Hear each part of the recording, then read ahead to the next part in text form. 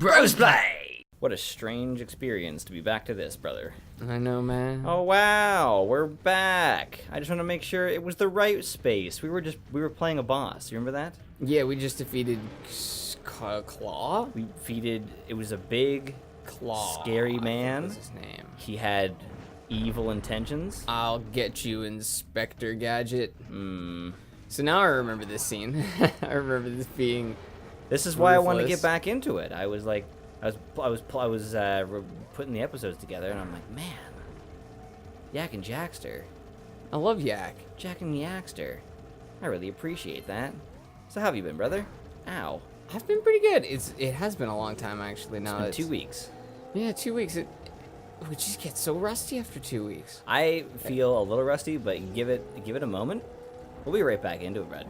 We're already in it, bud. Plus, most people don't consider that we could not be into it, so they didn't even notice till we pointed it out. And now they're like, these fucking guys are not in it at all. These fucking guys. What's going on with these guys? Woo. Pretty good. I got a I got my Okay. sinuses cleaned out Oh. the other day because I went wakeboarding and I there's really thought you meant like literally cleaned out like a medical I don't know, procedure. Went to a sinus doctor and he was like, blow please. It's like that scene in Pitch Black where he tells the kids to get his eyeballs shined. Yeah. You got to go to a doctor and get your sinuses cleaned out. Get it. You'll never get a cold again. Get it. What does he call like a? He's like get a Surgical eye shine, I think he calls it. a .0 eye shine or something like that. It was I actually just watched Pitch Black. That's the Really? reason that came up. Yeah, it's on Netflix. Really? Yeah. Did you watch Riddick? Yes. Fantastic. Yes, I've seen. Really enjoyed that. So now all the movies in that series. I love that they brought it back to the roots by saying, you know what, the first movie was about surviving one night with a whole bunch of monsters on a planet. So why shouldn't this yeah, one be? Why not? Well, it was good, so that's all that really matters. Although, like most games, or most shit in the dark, there's a lot of incohesive scenes that I had a hard time following. But Pitch Black, though, Pitch Black was a fairly easy movie to follow. yeah, They did a Black was really amazing. good job. Yeah, absolutely. That's a classic one, though. I really like Pitch Black. And I like the other Riddick movies, but I think Pitch Black is cool because you don't actually know anything about Riddick when you go into it. So you don't know what to expect. You don't know if he's a good guy, a bad guy, or if he's a hero or an anti-hero. That's a good point, because establishing the beginning of anything. Sorry, I'm. Yeah, I don't blame you. I gotta This hit the is so blue. ruthless. I gotta hit the blue to go fast. Do you have to beat them? No.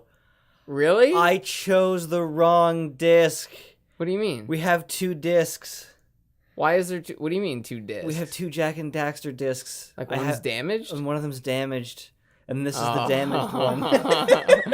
Ladies and gentlemen, we'll be back with the correct disc. We'll be right back. If it helps, you're about to die. No? No? Because I thought you paused because you knew you were going to die. I love how it says continue. Okay. What the fuck? It's working now. It stopped to tell you there was an error and then just let you continue. Alright. So we should warn people that might happen again. I'm not gonna cut any of this out. This is okay. live. This is you've been with us the whole time, ladies and gentlemen. You got the legit Brosplay experience. Now watch as I try to get the controller back from Derek's feet. If you understand why that error happened and why it didn't boot us out, leave a comment. Because It might I'm happen at curious. that exact moment again, because that's a pretty common thing with PS2 games. Games, yeah, that's a really good point. I think that'd be actually really fascinating to learn how the game is actually read off the disc, I because think that it works might similar give you to a record. for like from outside in, or yeah, outside in. Yeah, like, I don't know which direction. What I mean is like the information is on a very specific point each time. Yeah, that's how I imagine it. Are new discs any different? I have no idea. That's one thing I'm very undereducated on. So just hit OK. All right. Aw. Oh, Aw. why does it allow us to hit OK?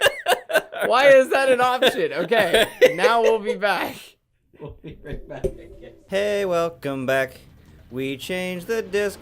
No errors this time. Well, we haven't been there yet, so let's find out. No errors this time. I'm trying to will it into I existence. really don't like where that blue is placed. I think behind the that's tree. why it's placed there. Dude, the lighting feels different on this disc. This disc actually feels more fluid. Think so? I think so. Yeah, the other one felt a little more. I don't think chuggy is a word. Chuggy? Yeah, or it chugs along. Straight chugging. Yeah, man, I was straight chugging. I grew up in Middle Ontario, straight chugging with the boys. He grew up in Chuggin, Ontario. Oh! Holy crap. Speaking of Ontario boys. What Protest. about them? Protest. Oh, Check them out. I'm not even going to try anymore. I'm just going to keep weaving them into this playthrough. I'm gonna yeah, make Protest's newest album is still Volition. They haven't not come No. Well, technically their full studio album, yes, but they made a 6-part EP where they came up with this new system where they make one song and then they just work on it till it's done, and then they send it out as soon as it's done. That's pretty cool. Yeah, it's an interesting idea. It kind of feels like it's a natural progression with music. Yeah, because then that way you aren't slaving away for this massive period of time. Then you release all this music, and people are like, "Oh, I like the 4th song on his album," Yeah. and that's it. A common thing with me is not liking first songs. First, Yeah. really. But with a couple exceptions, like I really like "This Is How It Goes" by Billy Talent. I also love "Devil in a Midnight Mass." Those are both first tracks. But almost every of my favorite albums, I typically skip the first song because it's usually introduction song, right? It has a different feel. Yeah, well, one of my favorites is when they do a song that's only meant to be played with the second song of that Holy album. shit! Woo, baby. Oh yes! Oh, Watch it's out. happening! Watch Do I out. have to do this whole? There's no checkpoints, are there? No. You have to What do the this whole fuck is thing. happening? Aw. That's so tough, and yeah, you gotta do this whole thing at once. Sorry, what were you saying? Well, it's usually like the 4th song of the album that ends up being the best. Really? Like that's when it comes to popular albums, like the most profitable song is usually like the 4th. So like Avenged Sevenfold in their Nightmare album, Yeah. the 4th song was Welcome to the Family, and that was like the most popular. Welcome to the family. Hey! Even Bon Jovi with his Have a Nice Day album, Welcome Home or something like that, was the 4th track, and that was the one that like really got radio play. But I like first tracks that lead into second tracks. I love that. Like Korn has a really good one. Twist goes right into Cheap. Yeah. And if you listen to Twist on its own, it feels very like scattered. Doesn't really feel like it has a purpose. Yeah. But when you listen to them together, I discovered another one today, Slipknot, in their All Hope Is Gone album. Yes. Execute goes right into Yes, it does. Gameteria. Gameteria? Woo! Something like that. Gemitra. Gematria, that's it, yeah. Yeah. Yeah, that's a great album. Holy shit, what is happening? Oh, you did it, okay. I'm glad that was a successful attempt. Alright. They didn't look successful, it looked like you died. Dude, the original version of BYOB by System of a Down, Yeah. that part, totally missed it for years. What do you mean missed it? Because, I don't know, I guess I had like a shitty version of it for the longest time in high school. I hate that when So it just- when a song is like different in your head because of a specific audio file. I had a corrupted version of a what was it called? Oh, You remember it, by Backcountry. Avenged Sevenfold? Yeah. Yeah. It was just like it just starts in the middle of the that song. part, exactly. No, it was the whole song was there, but it was just like I try, yeah. It's just not nice. It basically jumped back like a second and a half, maybe 2 seconds. But Ugh. oh man, that's enough. Whoa. Well, you kind of have like more.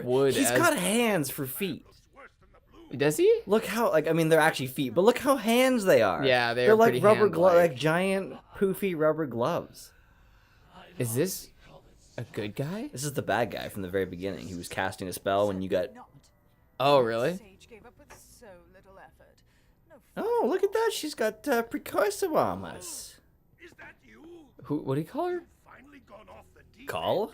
Gall. Gall? I don't know. What the hell is hanging from his legs? These are my balls. Do not make fun of my balls. This jar is my blood. That jar is the blood of insects. And the other jar is actually cranberry juice.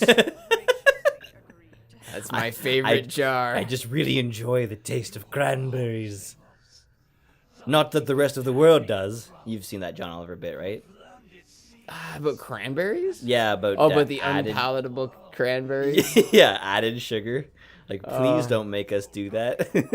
Please don't make us tell the world how much sugar we put in our bitter berry.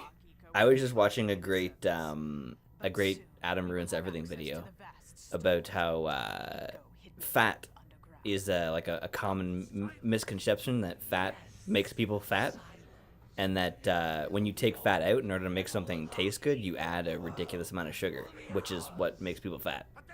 Yeah, actually, it's so counterintuitive, especially because there was a massive slander campaign. Yeah. Literally funded by sugar companies. Yeah.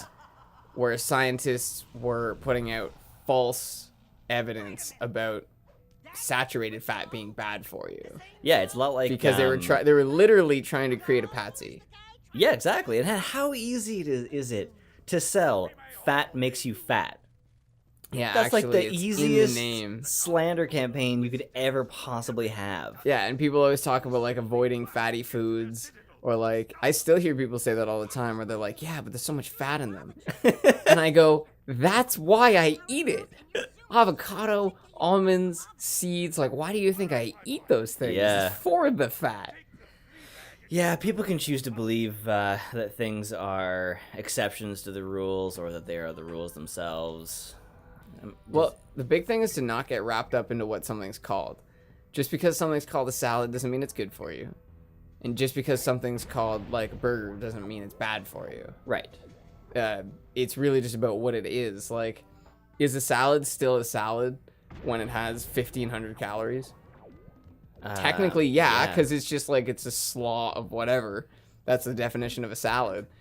But you don't go to Wendy's and get a salad to be healthy. You go to Wendy's and get a salad because they're really good, right? Yeah. It's just about being honest with yourself.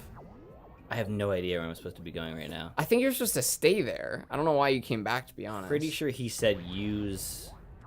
The thing? Yeah. Well, just go outside. Oh, no. You're right. Isn't this the way you came? Because Geyser Rock we came from. We've already been to the blue sage or the green sage or whatever he's called. Yeah, because there's only one more left, right? There's only one more sage left? Yeah. Yeah, because the red one's dead. He's dead? Yeah. What? Yeah, that's why the that bad place guy is empty. said that the red sage didn't put up much of a fight. Oh, well, that's sad. It's kind of a dick thing to say, you know? Kinda. I guess that he's trying to be a dick, though. So, I guess you don't mission really accomplished. You don't really show yourself to the protagonist. Tell him you're the antagonist. And then being a also dick. without antagonizing people. Actually, it's oh my god, the canary's on his head. That is so funny. By the time that canary's dead, so are you. Oh, that's a very But the canary was more sensitive, not closer to it. That's a good point. The canary would know first. Yeah. But if a canary's on a wall and it dies, you're not necessarily breathing it in, but if the canary's on your head and it dies, you've definitely started to breathe it in, whatever it is. Everybody out to the mine! My canary died! This canary died of natural causes. Back into the mine! What's that from? Simpsons. Oh. I saw a cartoon that must have been from the Looney Tunes era, and there's a woman standing outside a monkey cage, and it says, "Do not feed the monkey." So she like reaches into her purse and grabs out something to feed the monkey, and she hands it to the monkey. The monkey immediately grabs it and throws it in her face, and then picks up the sign and points where it says, "Do not feed the monkey." It's amazing how many people can't follow the fucking rules, man. Lineups, That's a good point. parking spaces. Bert Kreischer was once talking about how much it sucks when people cut you in line. Yeah. Because you don't want to be like that guy who's like, hey, no butts, no cuts. Like, you don't want to have to enforce like kindergarten law on people, but you also don't want people in front of you. No cuts. No, what did he say? It was like no butts, no cuts, no something. There's another line in there. Oh. But yeah, I don't know what it is because for me it was always just like, hey, no butting. That was always how it was like for Ontario kids. Oh, there's so much unskippable nonsense. You don't have to explain that I'm like the fucking chosen one to give me your eyes, man. Just let me have the eyes, Dr. Claw. He even says, you have obtained another power cell. I came here to buy another power cell. I would be pretty pissed if I left without it. Yeah. It's like that Tim Hortons commercial that they're playing right now. It keeps saying, there's the perfectly uncomplicated iced latte. It's all you have to do is say iced latte. It's like, yeah, that's how ordering food works. I tell you what I want and you give it to me. Otherwise, it's complicated. What the fuck? Oh, hey, look at this. Whoa. Cool, thanks. You don't have to explain it to me. It's a fucking lift. I'll be honest, I didn't know what was going to happen, but now that I've seen it, I know what it does. It says press a button. I think the developers thought that they need story instead of just utilizing the opportunity for a story. The worst is that it wasn't visually clear you're supposed to go in there. Yeah, absolutely not. You Conveyance or clarity. You could just see an opening. This is hilarious, though. I love how this works. Like, this is a very creative game, and I'm excited to get to the second game because it's a real demonstration of what happens when you take note, when you just go like, what did we do right? What did we do wrong? What needs improvement? What needs improvement? That's the big thing. And that was what was so great about Assassin's Creed 2. Yes, and I played Syndicate.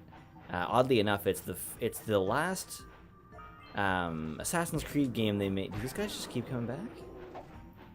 I think they might actually. But I don't know how you're supposed to get in there. You're definitely supposed to roll across that. Hey, that's very satisfying. Oh. They probably realized... Oh, sorry, Assassin's Creed. Syndicate was the last one that they made before saying, we're going to take a year break. We think people are too Assassin's Creeded out. Which happens. And no, the reason why is because Syndicate had a ridiculous drop in sales from the previous year, like 60 or 40% difference. What was the game before it? Unity, the most infamous, where it came out with a huge amount of like a host of bugs and issues. So people didn't trust them when Syndicate came out. They decided we're finally gonna say, hey, no more. So then Syndicate came out, the first like breath of fresh air that they've ever had since the second game, and people didn't buy it because they didn't trust them. So they said, fine, we'll take a break. But it was a misunderstanding. And that's tough because if you take that break, you might solidify the loss. Mm-hmm. Because right now, those people could come back. Yeah, well, like Syndicate was good, the next game was good, people might start coming back. But if you take too much time off, people will just be like, well, I guess they lost their faith. I think they're taking the opportunity to go back because what they've been doing since the first game is going forward in time.